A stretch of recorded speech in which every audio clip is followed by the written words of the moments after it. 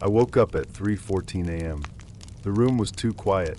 Not the kind of quiet that feels peaceful, but the kind that feels wrong, like the world had stopped breathing for a moment. The digital clock beside my bed glowed a faint red, its light bleeding across the nightstand and onto the wall. That color, soft, dull, but alive, was the only thing that confirmed I hadn't gone completely blind in the dark. My first thought was that the air felt heavy, stale maybe, like the room had been closed off for months. I could taste dust when I swallowed, and the faint scent of old wood and damp fabric lingered near the edge of the blanket pulled to my chest. But what truly pulled me out of sleep wasn't any of that. It was the feeling that the mattress was sagging beside me. Just slightly, just enough that I could tell the weight wasn't mine. Someone, or something, was sitting on my bed. I didn't move at first. My body locked itself in a silent panic, every muscle tight and waiting for a reason to either run or surrender. The sheets pressed against my legs, trapping me in warmth that suddenly felt suffocating. I tried to listen, to make sense of what I was feeling, but the silence pressed back, louder than any noise could have been. The air was colder there, near the dip in the mattress. I could feel the difference, a chill spreading slowly toward me through the blanket. The smell changed too. It wasn't dust anymore. It was something faintly metallic, like rusted iron, or old pennies that had sat in water too long. The kind of smell that sticks to the back of your throat. I told myself it was a dream, that I was still half asleep, that I was imagining the shape of a body sitting just inches from me. But when I blinked, my eyes adjusted to the dim red light, and I saw it, not clearly, not like a person illuminated by daylight, but enough to see a darker patch in the dark, a silhouette that didn't belong. Broad shoulders bent forward slightly, as if hunched in thought. The faintest outline of what might have been a head tilted toward me. The moment I saw it, the mattress shifted again, barely, but the fabric beneath me creaked in that unmistakable way a bed does when someone adjusts their weight. That sound cut through me more sharply than any scream could have. I didn't dare breathe. The air in my lungs turned thick, my ribs straining to hold it in. I counted the seconds between the faint ticking of the clock, each one stretching longer than it should have. 3:14, then 3:15. The figure didn't move. I tried to convince myself it was my imagination, that maybe the way the blanket bunched up had created the illusion of weight. But then I felt it, the slightest brush of fabric, something touching the edge of my leg through the blanket. Not a grab, not a push, just a single deliberate pressure. A hand. It stayed there for a few seconds, motionless. The weight didn't shift. The smell didn't fade. It was as if the air itself was waiting, holding everything still. Something about the silence changed again. I don't know how to explain it. It wasn't that I heard anything new. It's that I felt the silence breathing, like there was a rhythm to it, slow and wrong. I realized then that whatever was sitting there wasn't just a shadow or a trick of the eye. It was watching me. I closed my eyes. I thought that maybe if I pretended to be asleep, it would go away.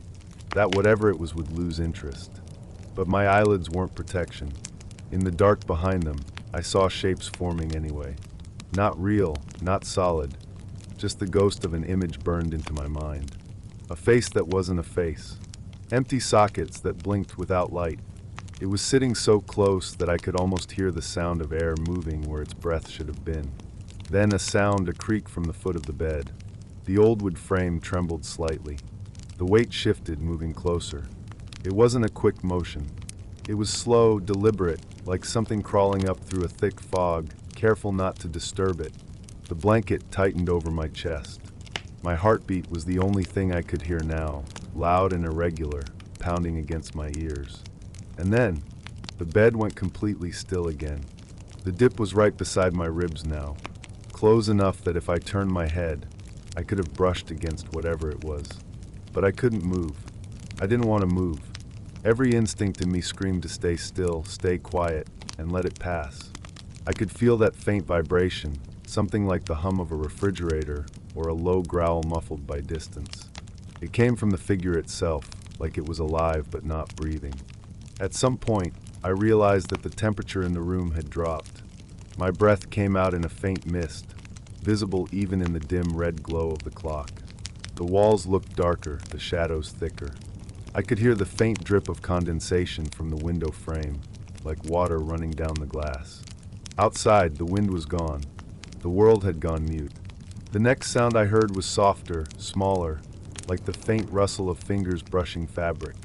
It came from above my pillow. Then again, and again. Slow, dragging motions across the sheets. It was touching my blanket, tracing along it, as though mapping the edge of my body beneath. Every inch of me wanted to scream, but the sound wouldn't come. My throat felt sealed shut, dry as sandpaper. My eyes burned, tears pooling beneath my lashes, not from sadness but from pure animal terror. I waited for it to end, for the clock to change again. 3:16, 3:17. The digits shifted with painful slowness, every minute stretching like an hour. Then something breathed near my ear. Not air exactly, just the sound of movement, a faint displacement of space, so close that I could feel my hair stir. That was when I snapped. I lunged upward, throwing the blanket aside, fumbling for the light switch on the wall. My hands were shaking so hard that it took me 3 tries before I found it. The bulb flickered to life. Empty. The bed was empty. No indentation. No shadow. No one sitting there. But the smell remained, the rust, the cold, damp scent of something old. And the pillow where my head had rested was warm on one side, cold on the other. I didn't sleep the rest of the night. I sat upright, staring at the red numbers on the clock until dawn bled pale light through the curtains. The room slowly thawed, and the smell began to fade, but the air still felt wrong, like something invisible lingered there, watching, waiting for me to close my eyes again. Days passed. I tried to explain it away. Sleep paralysis, I told myself. Maybe a dream. Maybe I'd imagined the entire thing. But then I noticed the dent on the mattress. A soft, shallow depression, right where I had felt the weight that night. I flipped the mattress the next morning, trying to erase the thought, but the mark returned every night. Always faint, always there. And sometimes around the same hour, I'd wake up again, 3:14 a.m., and feel that same pull on the sheets. Last night, I decided to stay awake, to face whatever it was. I sat in bed, the clock glowing quietly beside me, its red light painting the room in dull strokes. 3:10, 3:11, 3:12. The air began to change again. Heavy, metallic. By 3:13, the silence was back, thick, humming alive. I didn't move. I just watched the minute tick forward. 3:14, the mattress sank beside me. This time, I didn't close my eyes. I didn't pretend. I watched as the shadow formed, slowly, from the edge of the room inward. It was darker than before, taller. It didn't just sit. It leaned toward me. And even in that dim, suffocating glow, I could see the outline of its face tilt downward, as if it was curious. The air between us buzzed faintly, like static. My skin prickled. And just before the clock changed again, I felt something press against my chest. Not a hand, not a force, just weight. Like someone was settling in, getting comfortable. I haven't moved since. I don't think it ever left. And tonight, I know exactly what time I'll wake up. 3:14 a.m.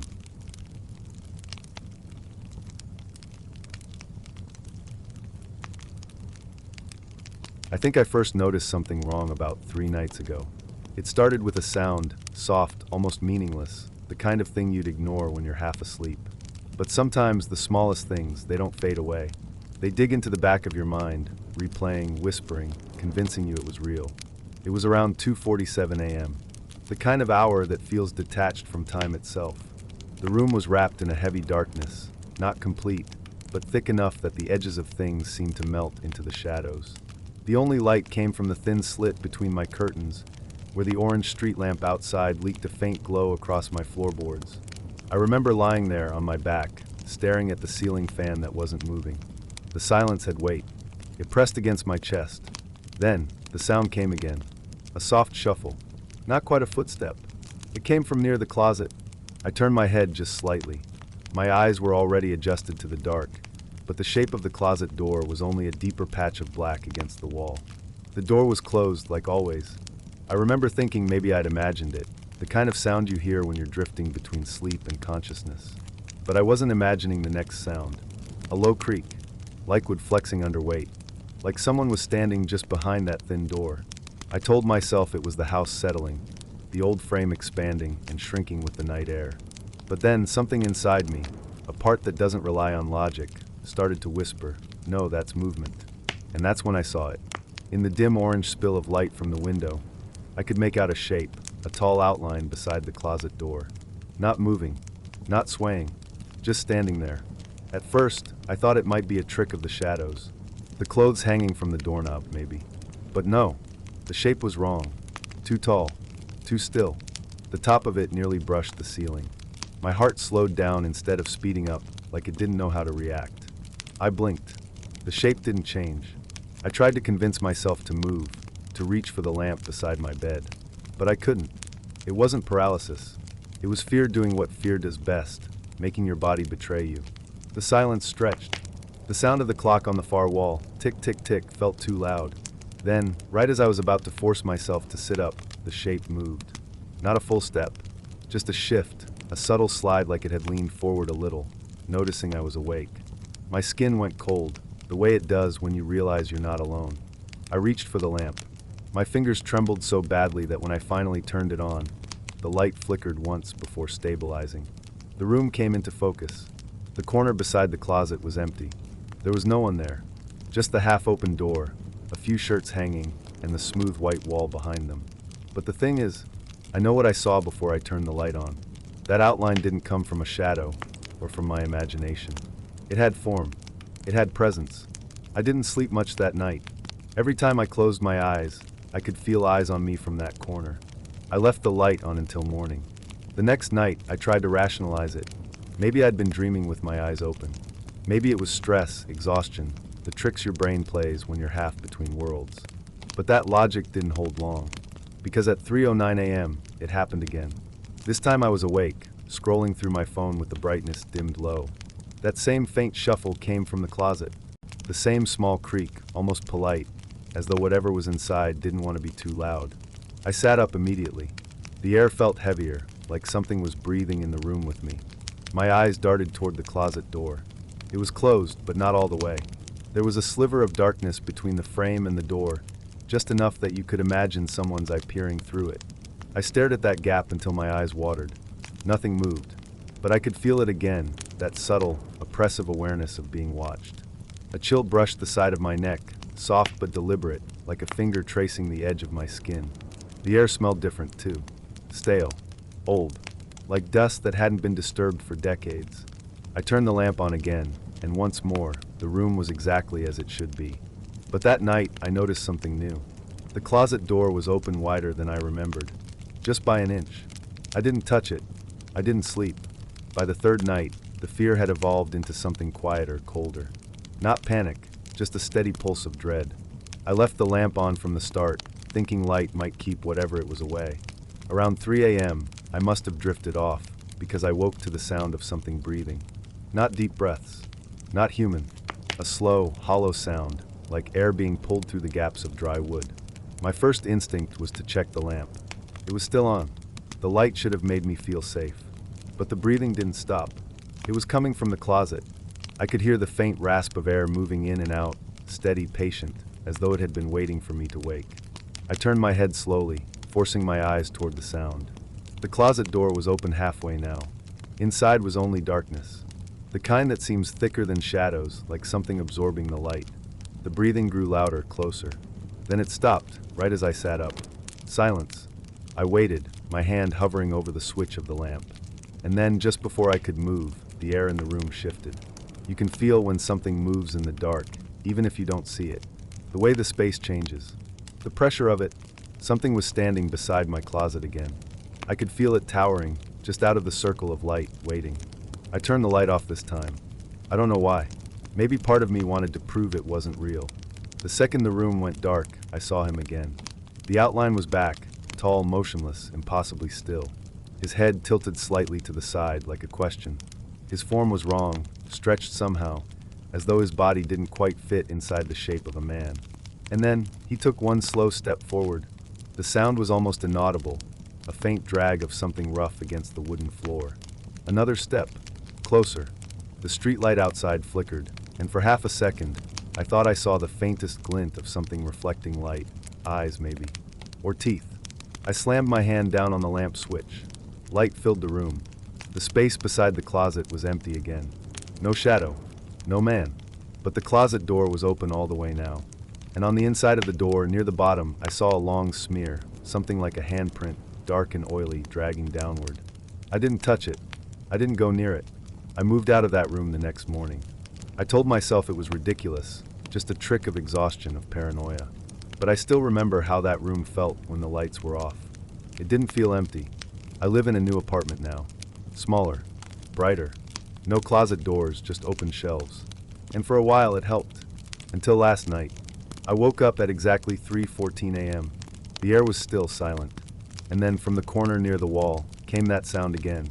A soft shuffle, a weight pressing against wood that isn't there. I don't even have a closet in this place. But when I turned my head toward the sound, I could feel him standing there. The shape was faint, almost blending with the dark.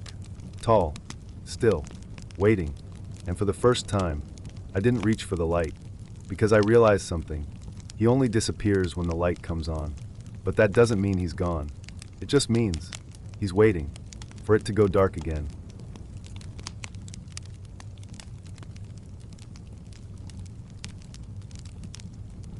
I used to think security cameras made me feel safer. That was before one of them showed me something that shouldn't exist. It started quietly, like most nights do in my house. The sort of silence that hums low and steady beneath the faint buzz of electronics. I live alone on the edge of a small town, surrounded by thick woods that press close against my backyard fence. At night, when the wind picks up, the branches scrape the siding. I had gotten used to that. What I hadn't gotten used to were the sounds that didn't belong to the wind. That particular night, the air was cold and wet. A storm had passed through earlier, leaving the smell of damp earth and pine needles hanging in the air. My floorboards still creaked from the change in humidity. I was lying on the couch, half asleep, the glow of my TV washing the room in ghostly blue light. Then came the sound, a faint thud, soft but deliberate, like a footstep pressed against wet grass outside my back door. I froze. The TV's reflection flickered on the window glass, and for a second I thought I saw something move beyond it. A dark patch, taller than the fence line, motionless yet heavy with shape. When I blinked, it was gone. I remember glancing at the small clock beside me. 3:03 a.m. The same hour the sounds always seemed to come. Too late for neighbors, too early for morning. I sat there, barely breathing, telling myself it was just the wind again. But the air inside the room felt thick, heavier somehow. It carried a faint metallic scent, something like rain mixed with iron. My skin prickled. After a while, I decided to check the security camera feed. I'd installed a few around the house months before, cheap, motion detection ones that stored short clips to my phone. They'd never shown anything interesting before that night. When I opened the app, the most recent notification read, "Motion detected, backyard, 3:02 a.m." My thumb hovered over it for a long moment before I tapped. The clip began with static, then resolved into a grainy image of my backyard. The timestamp glowed white in the corner. The rain had stopped, but the grass was slick and reflective beneath the security light. The fence stood still. The wind wasn't moving. Then something shifted in the darkness near the far corner, something tall and narrow. It wasn't a clear figure, not at first. The camera struggled to focus, its lens catching the faintest glimmer of movement, like fabric maybe, or the slow tilt of a head. The figure didn't walk. It just appeared, standing near the fence. There was no entry point, no motion leading up to it. One frame, empty. The next, not. Its shape was all wrong for a person. Too long in the arms. The proportions didn't make sense. The shadow of it stretched almost to the back door, as though the light bent differently around it. The clip lasted only 10 seconds before cutting off. The last image showed it facing directly toward the camera, but the worst part was the eyes. Even through the low resolution, I could see two pale circles reflecting back. They weren't shining from the light, they absorbed it like small, hollow mirrors. I didn't sleep that night. Every sound made me sit up, straining to hear if something was moving closer. The air inside the house felt colder, like the heat wasn't reaching the corners anymore. I turned off the TV, but the faint blue afterglow lingered on the glass screen, reflecting the room back at me in hazy fragments. When dawn came, I checked the backyard. There were no footprints, no disturbed grass, nothing. For days, I tried convincing myself it was a glitch, bad compression, lighting tricks, anything. But that image stayed in my head. That shape, the way it faced the camera, the exact alignment of its shoulders and those two long arms. Then came the second night. It was 3:14 a.m. when I woke up again. Not from a sound this time, but from the feeling that I wasn't alone. The air around me carried a faint rhythm, almost like breathing. Not close, but not distant either. My bedroom was dark except for the small red light on the smoke detector. I could just make out the faint outline of the closet door, cracked slightly open. I hadn't left it that way. I didn't move. I just stared, waiting for my eyes to adjust. The longer I looked, the more it seemed like something darker than the dark was standing inside. It didn't move, didn't breathe, but I could feel it watching. I forced myself to sit up and switch on the lamp. The sudden light hit the walls and spilled across the floor, empty. The closet was empty, just clothes and a few boxes. Nothing out of place, except the smell. There was a damp, earthy scent in the air, the same smell from the night before, the smell of wet soil and iron. I left the lamp on the rest of the night. By morning, I decided to check the cameras again. The backyard feed showed nothing new. The motion sensor in the hallway had recorded one clip around 3:12 a.m. My heart thudded as I opened it. The camera pointed down the hall toward my bedroom door. The light was dim, but I could see the outline of the door closed. Then for 2 seconds, something passed across the lens. Not walked, passed, like a shadow too solid for the light to penetrate. It moved from left to right, and as it did, the feed glitched, the image bending, distorting like the camera itself was trying to pull away. The clip froze halfway through. When it resumed, the timestamp jumped ahead 10 seconds, and the hallway was empty again. I sat there, staring at my phone, my pulse hammering.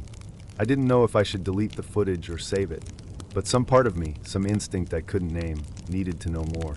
So I didn't delete it. I started leaving the cameras on continuous recording. Every night, I reviewed the footage. Most nights, there was nothing.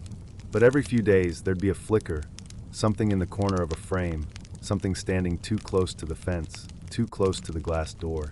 Sometimes it was there for less than a second, sometimes longer, and every time it was closer. One night, around 2:59 a.m., the indoor camera caught something new. The living room camera pointed toward the window where I'd first seen the movement. At first, the window was dark, reflecting the dim outline of the room. Then, faintly behind the reflection, something else appeared. A face. It wasn't pressed against the glass, just floating there, pale, expressionless, featureless except for the faint hint of eyes that weren't quite looking in but rather through. The reflection shimmered like heat, warping the edges of the frame. Then the feed cut out again. When I checked the physical window, there were faint streaks on the glass. Not fingerprints, more like smears, as if someone had dragged damp hands down the surface. The residue left thin trails that caught the light in tiny beads. I wiped it clean. It came back the next night. After a week, I started keeping every clip on a separate drive. I don't know why. Maybe I thought I'd find some pattern.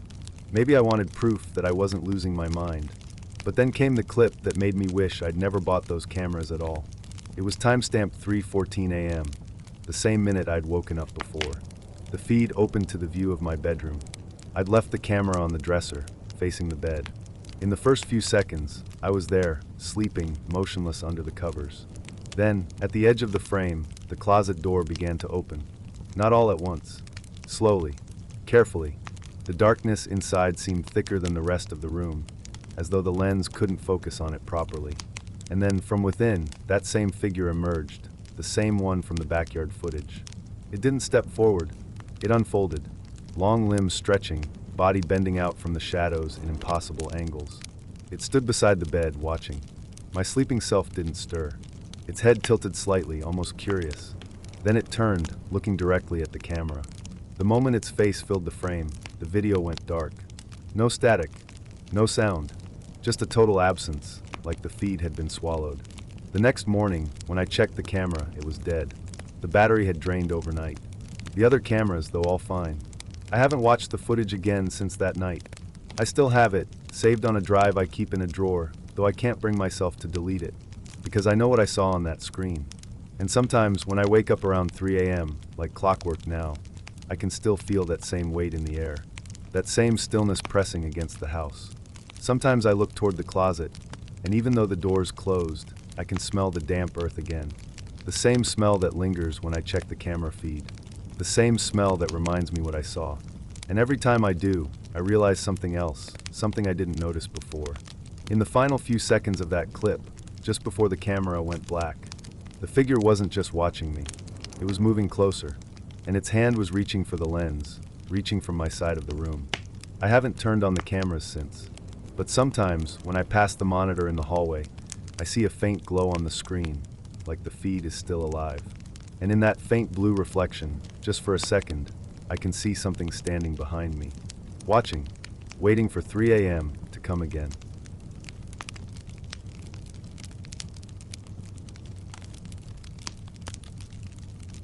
I've experienced sleep paralysis before. At least, I thought I had. The feeling of waking up, your mind fully aware, but your body unable to move, the heavy pressure sitting on your chest, the shadows around your room seeming thicker than usual. It's terrifying, but I had learned to recognize it. I used to tell myself, this isn't real. You're just dreaming. That night, though, what happened in my bedroom wasn't like any other episode I'd ever had. And the more I replay it in my mind, the more I realized that something was there. Something was watching me. It started the same way it always did. I woke up in the middle of the night.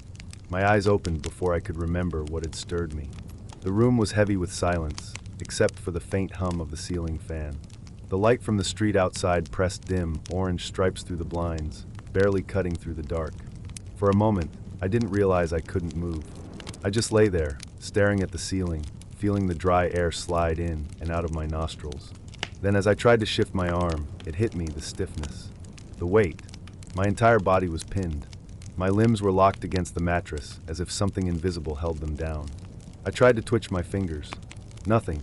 I tried to move my head, my eyes darting from one corner of the room to the next. Still nothing but the smallest, jerky motion. I'd felt this before, so I told myself to stay calm. It would pass. It always did.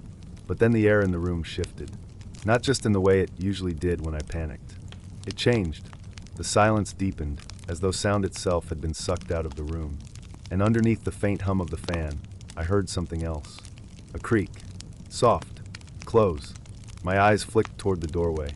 The door was closed, but the darkness beneath it looked darker, as if something stood just beyond it, blocking the thin strip of hallway light that should have been visible from underneath.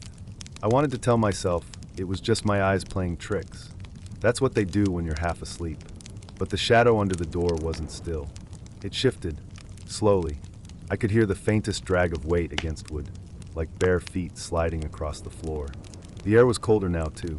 I could feel it crawling across my skin, moving down from my shoulders to my legs. My breath grew shallow. I tried to scream, to make any sound, but my throat wouldn't cooperate. It felt like a hand had wrapped around it, gently but firmly pressing down. Then I heard it again. That creak. This time not at the door, but closer. Inside. A smell followed next. Not rot, exactly. More like damp cloth. Like something that had been left in the rain and never fully dried. My eyes darted across the room, but the shadows seemed to melt into each other. I couldn't tell where one ended and another began. My brain told me it was still paralysis, that none of this was real. But then I heard something that made my stomach twist. Breathing. Not mine. It was slow, uneven. A wet inhale. A pause. A shaky exhale that trembled through the air. Almost like a whisper, but with no words. It was coming from the corner of my room. The one near the dresser. I couldn't see it clearly, not at first. Just a deeper shadow, hunched over, darker than the rest of the night. And then movement. The faint rise and fall of shoulders. A shape beginning to form out of the dark. Too tall. Too thin. Its head tilted forward, hair, or something like it, hanging loosely down its face. I blinked, thinking maybe it was the outline of a coat on the chair. Maybe just my brain assembling shapes from the dark. But it was breathing. I could hear it. It shifted again, one slow, unnatural jerk. And that's when I realized its head was turning. Not smoothly, but with a sort of twitching motion, as if bones were cracking beneath the skin. I wanted to scream. I wanted to move, to thrash, to do anything, but I couldn't. The thing in the corner stood still again. And then it started walking. Not toward me. Not yet. It just took one small, dragging step. Then another. I could hear the faint scuff of its feet against the carpet. Every sound it made was wet. Soft. Wrong. It stopped halfway between the dresser and the bed, where the dim light from the window cut across the floor. For a brief second, I could see it more clearly, and I wish I hadn't. Its body was long, but bent, as though it had too many joints in the wrong places. Its arms dangled lower than they should have, fingertips nearly brushing the carpet. And its head, it wasn't right. The shape was distorted, too narrow, like someone had pulled it from both ends and stretched it until the skin nearly tore. The hair was uneven, matted in places, and where the light touched its face, I could see, faintly, that its mouth hung open just a bit. Not like a yawn, like it was waiting to speak, or breathe. My heart hammered in my chest so hard that I could hear it echoing in my ears.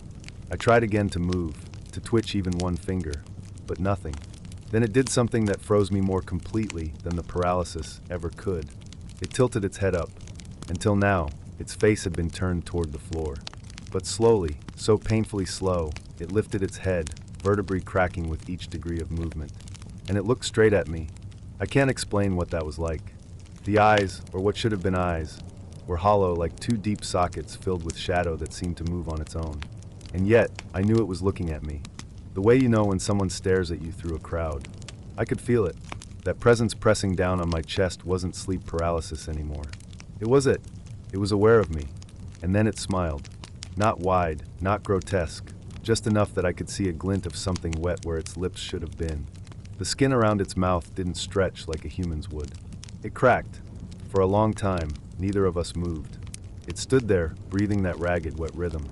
And I lay there, helpless, praying for the paralysis to end. Then slowly it began to lean forward. Its arms stretched out, elbows bending in the wrong direction as it lowered itself toward me. Its fingers, too long, too thin, hung limply in the air, reaching. They stopped just above my chest. I could feel the air shifting around them. Colder now. Heavy. Thick.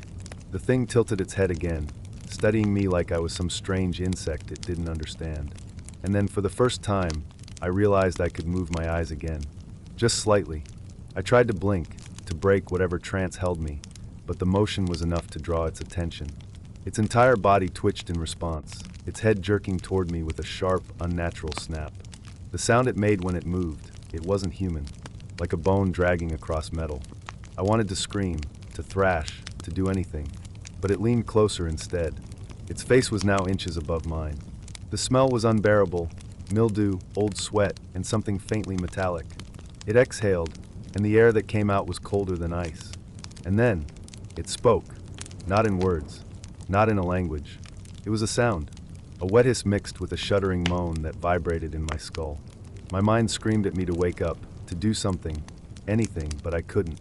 And then, without warning, everything went silent. The weight lifted, the room lightened, and I could move. I sat up so fast the room spun. My sheets were soaked with sweat, and my throat burned from the scream I hadn't been able to let out. The corner was empty. No shadow, no figure, just the quiet hum of the fan. I turned on the light. The sudden brightness stung my eyes, but the room was exactly as it should be, still ordinary.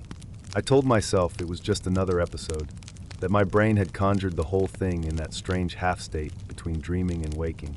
But then I looked down, right where my chest had been pinned to the bed. The blanket was slightly indented, as if a pair of hands had pressed into it, and on the pillow beside me a damp, dark mark, the faint outline of something that had leaned close enough to breathe. I didn't sleep the rest of that night, or the nights after that, because every time I closed my eyes, I could still feel that cold air brushing against my face. And sometimes when the room is quiet enough, I still hear that breathing. Not loud, just soft, from the corner, right where it stood before. And sometimes, when I'm too tired to stay awake any longer, I see it again, standing there, waiting for me to sleep, so it can turn its head toward me once more.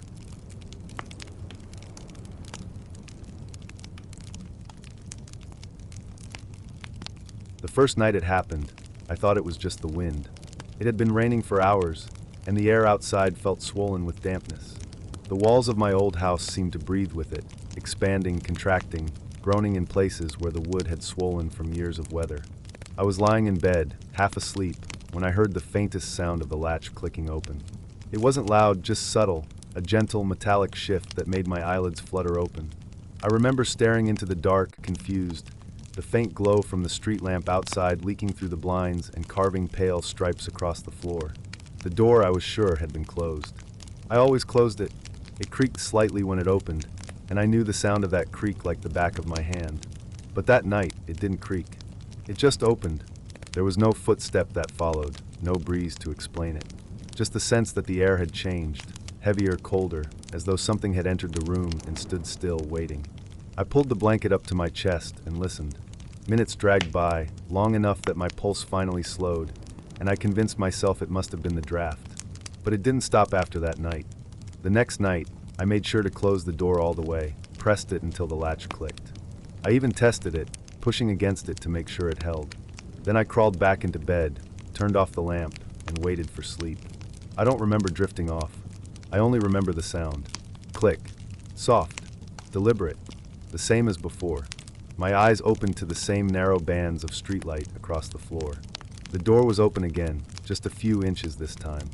I could see the black wedge of the hallway through it, darker than the room itself.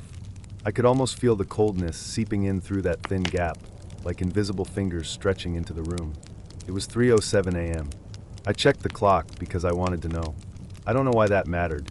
Maybe because I thought I'd tell myself later that it was just a coincidence. But every night after that, it happened again. At the same time, always between 3 o'clock and 3:10 a.m. No matter how I locked the door, no matter how I pushed a chair against it or set something heavy in front, it would open. Slowly, gently, as though someone on the other side was careful not to wake me, but wanted me to know they were there. I started noticing other things too. The air before it happened always changed. It got colder, sharper. The house would go silent, like every sound was being held back. Even the old clock downstairs seemed to skip a beat, as if time itself held its breath. One night, I decided to stay awake for it.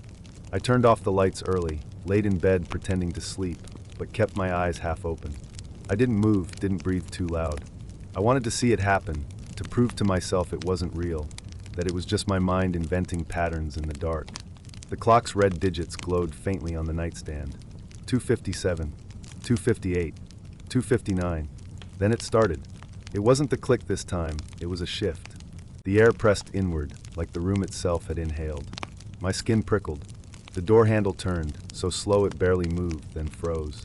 Then again, a fraction of a twist, like a trembling hand trying not to make a sound. Then came the click, and the door opened. Only an inch. Then another.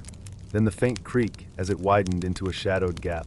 I couldn't see anything there, but something about the darkness beyond it felt occupied. I don't know how else to explain it. It wasn't just darkness. It was like the dark had weight. I felt it watching me. It was the first time I truly believed that something was inside the house with me. Not a person. Not a draft. Something else. The next morning, I searched the house top to bottom. Windows closed. Back door locked. No signs of forced entry. Nothing missing. But in the hallway, right outside my bedroom door, there were faint marks on the wooden floor. Thin, curved lines like something had been dragged. Not footprints, not scratches. Just lines. I traced one with my finger. It felt slightly indented, like it had been made by something heavy. That night, I didn't want to sleep. I sat up in bed, the lamp on, staring at the door until my eyes ached. Hours passed. The clock glowed 2:59.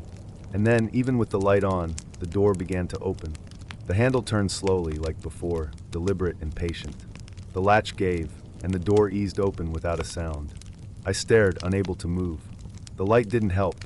If anything, it made the hallway seem darker, an unnatural black that swallowed everything past the threshold.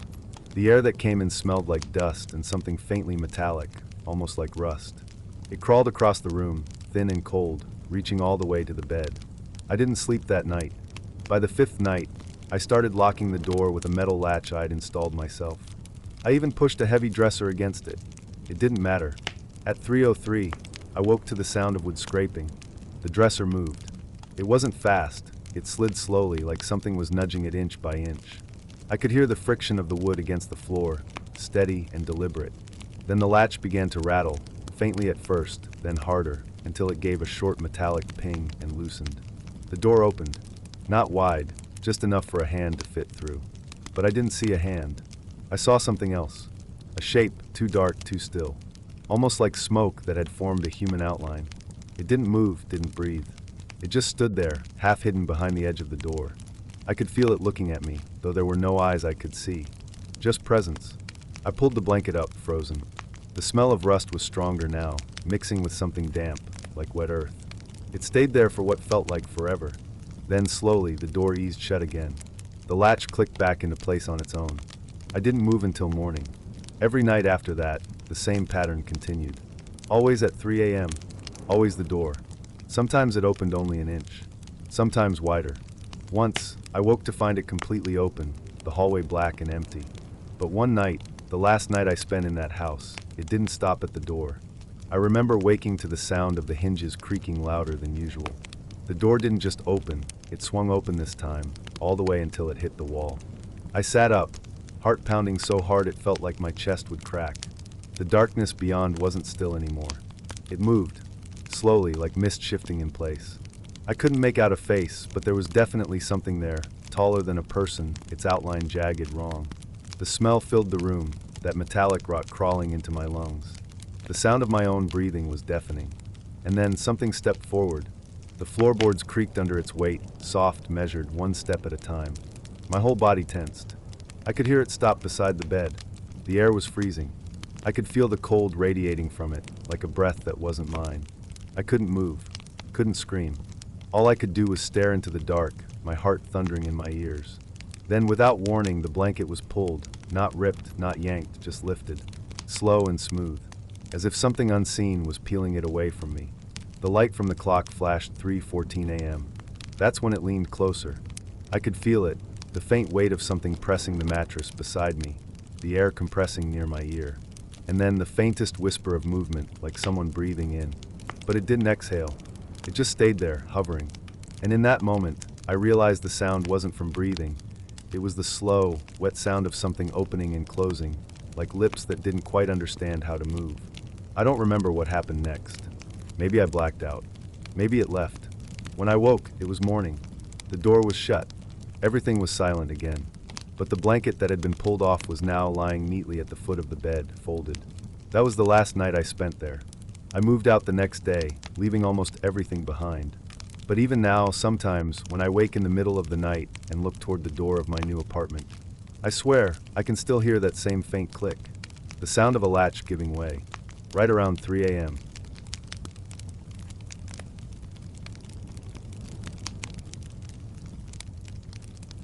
It started as something small, something I could easily blame on exhaustion or the tricks of a half-awake mind. But as the nights went on, and the same moment repeated itself again and again, I stopped believing it was sleep that clouded my senses. The first night, I remember the way the air felt heavier than usual. My bedroom was always quiet, almost unnaturally so. I lived alone, in an old house that used to belong to my grandparents. It was the kind of place that never truly felt empty, even when no one else was there. The walls held sounds. The floorboards sighed under invisible weight. And in that silence, I'd sometimes think I could hear faint movements, too slow to be the wind, too deliberate to be the settling of wood. That night, I woke up to the faint sound of breathing. Not mine. It came from somewhere close, low and steady, like the breath of someone who didn't want to be heard. For a moment, I thought maybe I had left the window open and the sound was coming from outside. But when I turned my head, I saw the curtains hanging still, heavy and unmoving. The air was perfectly still too, dense with the faint smell of dust and the lingering trace of cold. My eyes adjusted to the darkness slowly. The outlines of the furniture began to emerge, the dresser, the chair, the mirror by the corner. But there was something else, a shape darker than the shadows around it, something standing near the foot of my bed. I blinked, and it didn't go away. It was faint, but there. A silhouette, a woman, I think. Her outline was wrong somehow, stretched by the dimness, like she didn't quite belong in the space she occupied. I didn't move. I didn't even breathe. I waited until my eyes strained and burned, waiting for her to vanish like a trick of light. But she didn't. She stood there, still and silent, her presence so heavy it made the air press down on my chest. Then I heard it, a sound so soft it almost wasn't a sound at all. My name, whispered, slow, dragged out through lips I couldn't see. I froze. The whisper wasn't from my head. It came from the direction of the figure, low, deliberate, like it wanted me to know that it knew me. I don't remember what happened after that. My memory blurs around that moment, like a blank space between two breaths. The next thing I knew, it was morning. The light cut through the blinds, and I was still lying there, frozen in the same position, my throat raw as if I'd been trying to scream all night. I told myself it was sleep paralysis. It made sense. I'd heard about it before. How people wake up but can't move, how their minds fill the room with shapes that aren't really there. It was easier to believe that than anything else. But then it happened again. The second night, I went to bed earlier, hoping that if I slept deeper, I wouldn't wake up in that in-between place again. I checked the locks, shut the windows tight, even left a small lamp on beside the bed. The warm yellow light filled the room, pushing away the darkness. I remember feeling foolish, like a child afraid of the dark, but I didn't care. When I woke up, the lamp was off. The room was swallowed in black, the air thick and stale. My heart was pounding before I even opened my eyes. I could feel it before I saw it. That same presence. Standing there. It was closer this time. The outline was sharper. A figure wrapped in something dark, hair hanging down like strands of wet cloth. I could make out the faintest shimmer of pale skin beneath the strands, but no features. No eyes. No mouth. Just the shape of a head tilted slightly, as if watching me. My throat tightened, and the sound of my heartbeat filled my ears. Then, through the silence, I heard it again. My name, whispered slower this time. Closer. It wasn't just a whisper, it was almost inside my ear. The air around me vibrated with it, like breath brushing against my skin. I wanted to move, to shout, to turn on the light, but every muscle in my body locked in place. My vision blurred at the edges, my lungs fought for air that felt colder than before.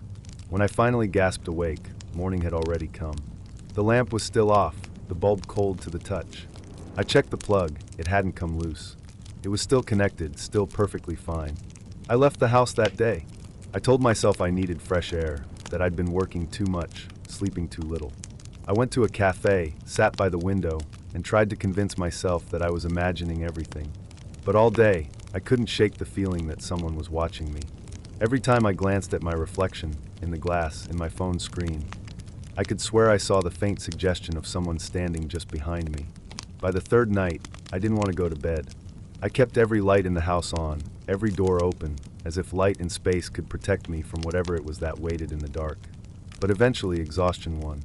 I don't know what time it was when I woke again, but the clock by my bed read 3:12 a.m. The room was dim, not completely dark this time, just filled with that strange half-light that happens before dawn. And there she was, closer than ever. At the foot of my bed, her head tilted to one side, the long strands of her hair framing her face. I could see her now, really see her. Her skin was pale, but not in a living way. It had a faint gray tint, stretched too tight over sharp cheekbones. Her eyes, if you could call them that, were sunken shadows that seemed to absorb the faint light in the room. And her lips, they didn't move when she whispered. My name again, drawn out like a sigh. The whisper didn't echo, it sank into me, heavy and real. I could feel it vibrating through my bones. She took a step forward. The mattress shifted under some invisible pressure, and for a second I thought I could see her hand, the faint outline of long, bony fingers pressing into the blanket near my feet. The smell hit next. Damp, metallic, like old soil and rusted iron. It filled the air, thick enough to taste. Another whisper. My name again, but this time softer. Almost pleading. I don't know why, but I tried to speak. No words came out. My throat only made a dry, rasping sound. Her head twitched slightly, like she'd heard me anyway. Then she leaned forward, slowly. Her movements were wrong, jerky, like she was being pulled by invisible strings that didn't always work right. Her head lowered until I could see the shape of her mouth more clearly. It didn't move, but I could hear her from that distance, as if the sound was forming inside my skull. My name again, and then something else. A breath that wasn't mine brushed my face. The air turned colder still, and my skin broke out in goosebumps. She was so close that I could see the faint outline of her features, sunken eyes, a cracked lower lip, a small dark line that ran from her jaw down her neck, like a wound long healed. I shut my eyes. I don't remember what happened after that. When I woke again, the room was empty. But from then on, the nights never felt the same. The silence was heavier, the air colder, and every time I tried to sleep, I could still hear it, the faintest sound of whispering just beyond hearing. Sometimes, I'd wake to find the blanket pulled slightly down, or my pillow turned the wrong way. Once, the lamp had been unplugged again. I thought about leaving the house. I even packed a bag once. But something about it kept me there. A strange pull, like the whisper that still called my name even when I was awake. Now it happens every night. Always at the same time. 3:14 a.m. The air grows still. The faint smell of damp and earth creeps in. And then, from the edge of the dark, I see her shape forming again. The woman at the foot of my bed. She never moves too close anymore. She just stands there, watching, whispering my name over and over like a memory she refuses to let go. And I've stopped pretending that I don't hear her. Because sometimes, when the whisper fades, I can almost hear another sound beneath it. Something like my own voice, whispering hers back.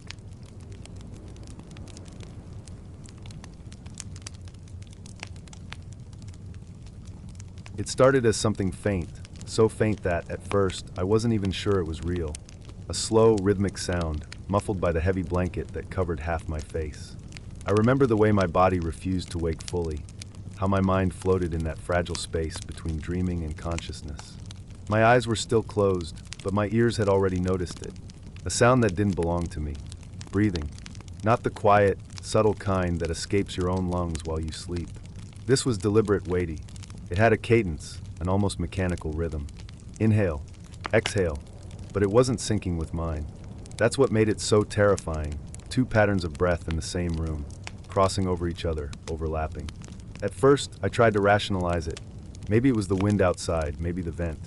But the longer I listened, the more certain I became. It was close. Too close. The sound didn't echo through the room, it lived inside it. Thick, wet, human air brushing through the darkness. I lay there, frozen, every muscle locked beneath the blankets. My mouth was dry, the kind of dryness that comes from fear rather than thirst.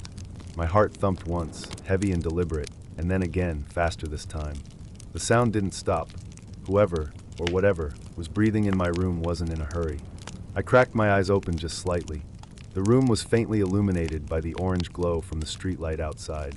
Dust floated lazily through the air, swirling in and out of the dim beam cutting through the blinds. The shape of my desk was still there, my chair, the faint outline of the closet door left slightly ajar. Everything looked ordinary, and yet, that sound kept threading its way through the silence. It was coming from near the foot of the bed. I didn't move. I barely dared to blink. The air in the room felt thick, heavy with something unseen. I could hear it clearer now, soft wheezing, shallow, irregular, like someone trying to stay quiet, but failing. I tried to match my breathing to it, to make it seem like there was only one of us breathing, but I couldn't. My chest burned from holding back, from the panic climbing up my throat. Minutes passed, or maybe seconds. It was impossible to tell. My brain screamed to move, to sit up, to grab my phone, to turn on the light, but I didn't. I couldn't. Every instinct told me not to draw attention to myself. Then something shifted. The breathing stopped. That should have been a relief, but it wasn't. It was worse. The absence of sound made the silence heavier, more violent somehow. My ears strained against it, desperate for any noise, any clue. My pulse filled the void, echoing in my head like slow thunder. Then came a sound, a soft, deliberate creak. The kind that only the old wooden floorboards near my bed could make. Someone, or something was standing there. I felt the subtle dip of the mattress, so slight it could have been imagined. But it wasn't. The fabric of the sheets shifted, the faint tug of weight moving closer. I didn't breathe. My body refused to. My lungs screamed, but the fear was stronger. The breathing returned. Closer. Lower. Almost at my ear now. There was moisture in it, a damp rasp, like air being pulled through waterlogged lungs. I could feel it against my skin, warm, uneven bursts brushing the side of my face through the fabric of the blanket. I didn't dare open my eyes fully. If I saw what it was, I knew something inside me would break. It stood there for what felt like hours. The breathing never matched a human rhythm. It was too long, too drawn out, like whoever was doing it had forgotten how lungs were supposed to work. Then silence again. I felt the temperature in the room drop. The air grew dense and cold, so cold it almost hurt to inhale. The faint hum of my refrigerator down the hall seemed to fade. The world beyond that room didn't exist. Something wet touched my hand. Just the tip of my finger at first, a cold, slick pressure like the brush of damp skin. My body jerked involuntarily, and I froze again. The breathing resumed, sharp now, ragged, faster. My mind screamed for logic. There had to be an explanation. Sleep paralysis, maybe. A half-dream. But I could move my fingers, feel the dampness that clung to them, the texture of something not quite human. The smell came next. A rot that felt alive, the kind of stench that fills your lungs and refuses to leave. Like old meat soaked in stagnant water. It crawled up my nose and settled in the back of my throat. I wanted to gag but didn't. I just lay there, trembling, praying silently for it to stop. When I finally gathered the courage to open my eyes, it wasn't bravery. It was exhaustion, the kind that comes when terror stretches too long. The room looked the same, but darker somehow. The shadows were thicker, the corners deeper.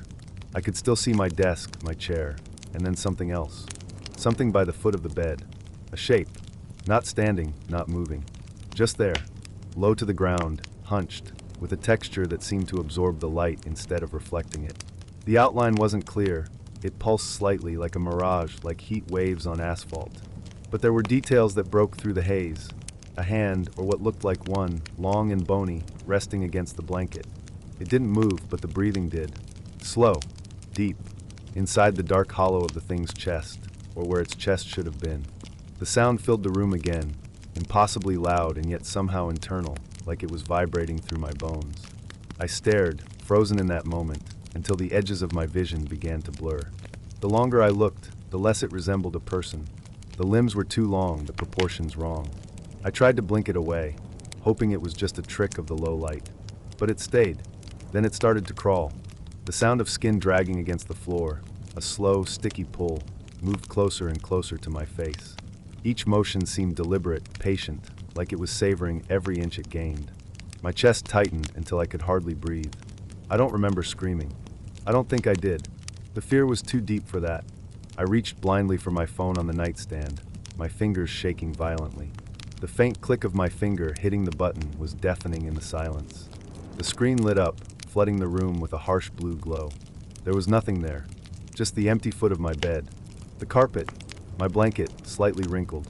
The air was still, the smell gone. The sound gone. I lay there for the rest of the night, wide awake, the phone's light casting shadows that twisted and moved as if mocking me. Every small noise, the settling of the house, the hum of the refrigerator, felt alive, aware. When morning finally came, I got up slowly, my body sore from the tension. I checked every inch of the room. Nothing. No signs of anything out of place. No footprints. No stains. But on the edge of my blanket, near where my hand had hung over the side of the bed, there was a single wet mark. Small. Dark. Sticky. It smelled faintly of rot. For days after that, I couldn't sleep properly. I left the lights on. I kept the windows open, trying to chase out the memory of that smell, the sound of that breathing. I tried to convince myself it had all been a nightmare. But every now and then, when the house is quiet and the night stretches too long, I still wake up to the sound of breathing, slow, heavy, deliberate. And every time, I hold my own breath just to make sure it isn't mine.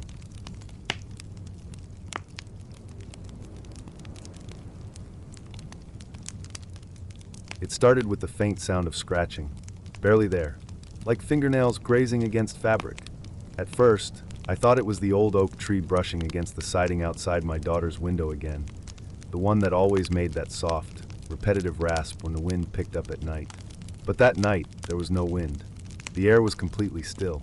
I remember that because I stood by her door for a long time, just listening. There was no movement in the leaves outside, no whisper of air against the house. Only that slow, deliberate sound, SCRRP, pause, SCRRP, coming from somewhere within her room. It was around 2:43 a.m. I remember checking the clock. The light from the hallway fell into her room in a thin, pale strip across the carpet. Everything looked normal from the doorway. Her toys neatly stacked in the corner, her nightlight projecting a soft, amber glow against the far wall. But then I noticed something strange. The air in that room always smelled faintly sweet from her lavender diffuser. That night, it was different. Stale, like the faint odor of damp fabric that's been shut away too long. And the temperature felt off. A heavy, pressing cold that made the hairs on my arms lift. She was asleep. At least, I thought she was. Her small form curled under the blanket, her breathing slow and rhythmic. I didn't want to wake her, so I just stood there, trying to locate the source of that sound. But it stopped the moment I stepped in. That was the first night I felt it, that unseen tension, like the air itself was holding its breath.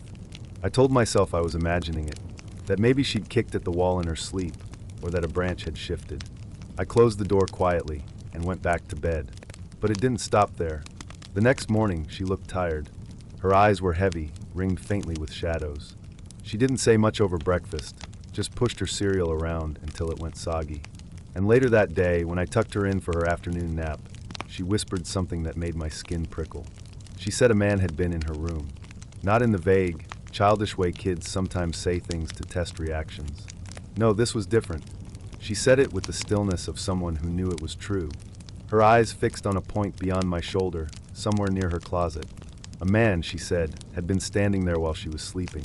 Just watching. She didn't cry. She didn't even look scared. Just tired, as if she'd accepted it.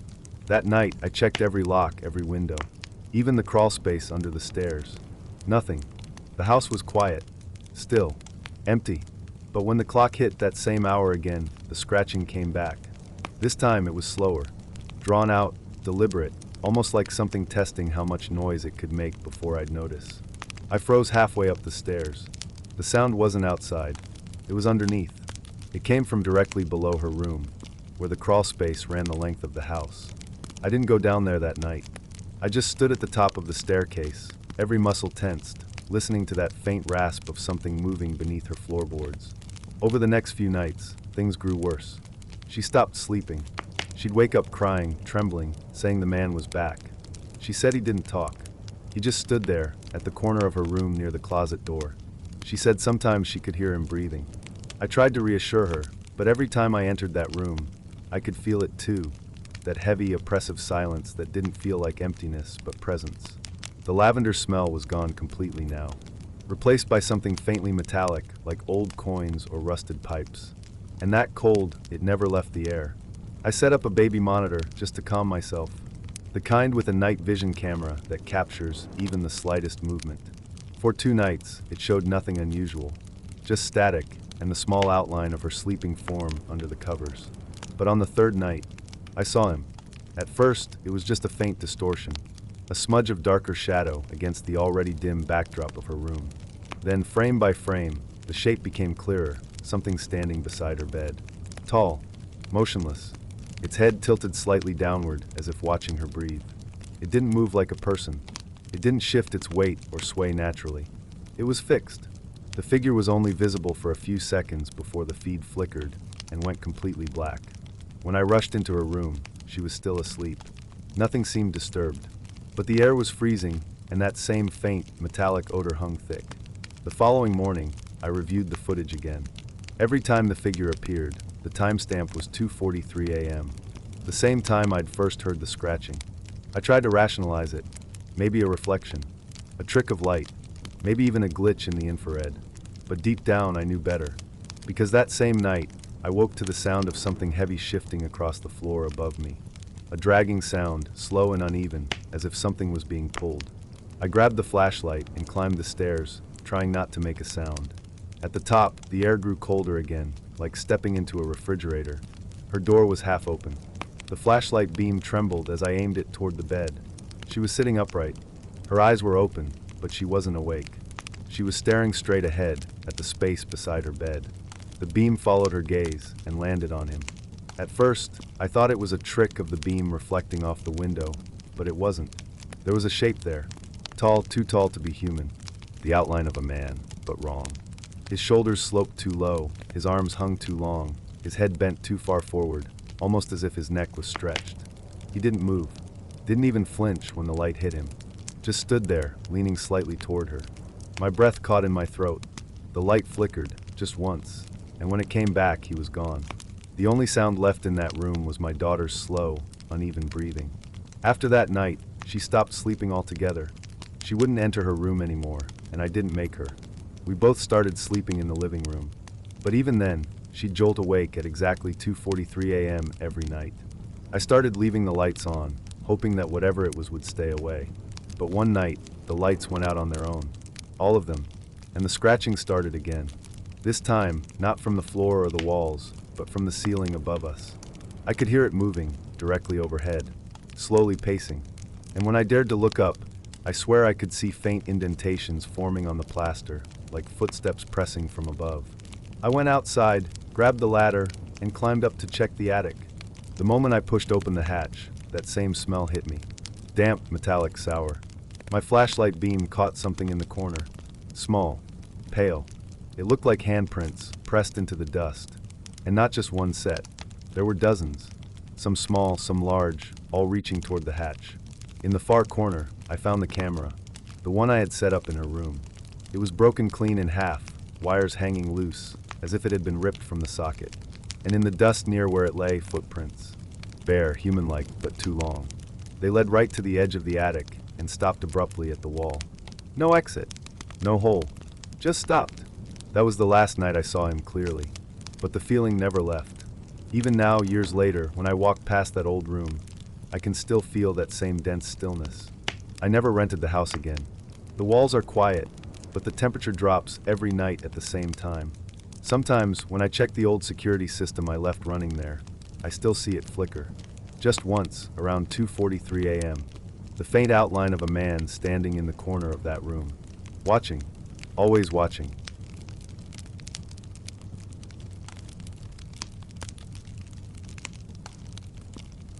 It started with the faintest sound. Something soft. Something deliberate. Like a fingertip brushing against fabric. At first, I thought it was nothing. Maybe the house creaking, maybe the wind pressing against the siding. The old structure made noises all the time. But that night, it felt different. There was a rhythm to it. Not random. Not natural. The kind of sound that only exists when something alive makes it. My room was dark. Too dark. The kind of darkness where you can't even tell if your eyes are open. The curtains were thick, the air heavy, still carrying the faint scent of dust and something old, like wood soaked in damp for too long. I remember lying there on my side, eyes half open, staring at the faint glow of the digital clock across the room. 3:11 a.m. That time always felt wrong. It wasn't quite the witching hour, but close enough to it that you could feel the world being off balance. There was something about the air at that hour. It hummed, as if the silence itself was waiting for something to happen. That's when I heard it again. The faint drag of fabric. Closer this time. A chill started creeping up my spine, slow and cold, crawling like water down my back. I didn't move. I didn't breathe. Every muscle in my body went rigid. My heartbeat felt too loud, like it might give me away. From the corner of the room, where the dark was somehow darker, something shifted. Not a big movement, just enough. Enough to know I wasn't alone. I tried to tell myself it was my imagination, that maybe it was just the code I hung on the back of the chair. But then I realized something that made my stomach twist. I hadn't hung anything there. My room was empty. Always had been. I kept my eyes barely open, my breathing slow, shallow. Pretending to be asleep seemed like the safest thing to do. Some instinct deep in my chest told me to stay still, to not let it know I was aware. The sound came again, deliberate and patient. A step, then another. The floorboards didn't creak the way they should have under weight. It was more like a sliding sound, as though something was gliding across them rather than walking. And then the smell. It wasn't strong, but it was distinct, something sour, metallic, and faintly sweet, like rust mixed with rotting fruit. The kind of smell that sticks to the back of your throat, that you can't quite place, but you know it means something dead. It stopped near the side of my bed. I could feel it. The air changed. The temperature dropped. Not a lot, but enough that my skin prickled. Every instinct screamed to look, to open my eyes fully and see what was there. But another part of me, the part that wanted to survive, told me to keep pretending. For a long moment, there was nothing. Just silence. And then movement again. Something leaned close. I could feel it. The weight of presence. The sound of slow, uneven breathing. It wasn't like human breathing. There was no rhythm to it. Each inhale seemed to last too long, the exhale too short, almost like it didn't need air, but was trying to imitate what breathing should sound like. I could feel warmth on my cheek. Damp. It was right next to me. That's when I made the mistake of opening my eyes. Just a slit. Enough to see. There was a shape. It wasn't standing. It was crouched. Its face inches from mine. Its body twisted in a way that shouldn't have been possible. The skin was pale, not white but translucent, like candle wax stretched over bone. Its head tilted, as if curious. And then slowly it moved its mouth. At first, I thought it was trying to speak, but no sound came out. Just that grin. A wide, trembling smile that reached too far across its face. tearing small lines into the corners of its mouth. And it knew. It knew I wasn't asleep. The smile deepened, its jaw trembling, as if struggling to contain laughter that never came. One of its hands began to move, long, spindly fingers dragging against the blanket. I could feel the faint pull of fabric against my skin. My heart hammered so hard I thought it might stop. I wanted to scream, to jump, to run, but I couldn't move. I stayed there, eyes barely open, breath shallow, praying it would go away. It didn't. For what felt like hours, it hovered there, watching, smiling. Every now and then, it would lean closer, so close that I could hear the faint wet sound of its lips parting, the crack of dry skin moving against itself. Then, without warning, it straightened up. The sound of its joints snapping into place was sharp and wrong, echoing softly in the dark. It began to move backward, its body bending and twisting as it retreated into the shadows of the corner again. The air didn't change. The smell didn't fade. It was still there, waiting. I stayed frozen until morning light crept through the gaps in my curtains. Only then did I dare to move. The corner was empty, the floor bare, but there were faint marks in the dust on the floorboards, like handprints. 5 long, thin streaks dragged toward the bed. That night, I couldn't bring myself to turn off the light. I told myself it was just sleep deprivation, a hallucination from being too tired. But even as I said it, I could feel it wasn't true. Something had been there. The next few nights were quiet. No sounds, no movement. But I never slept properly again. I kept my eyes open, waiting, listening. The smell was gone, but sometimes, when the air was still, I could feel that same cold prickle at the back of my neck. And then about a week later, it came back. I woke up, not suddenly, but as if my body knew before my mind did. My eyes opened to the dim light from the street lamp outside filtering through the curtains. The smell hit me first. That same sour, metallic sweetness. I didn't move. Not again. From the corner of the room, something shifted. Slowly. Deliberate. Almost like it was enjoying the suspense. The shadow stretched along the wall, tall and thin, moving like it was pulling itself free from the darkness itself. It didn't walk toward me this time. It crawled.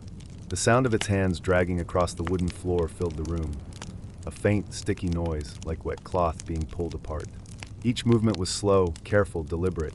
It stopped halfway across the room. I could feel it staring. The silence between us was suffocating.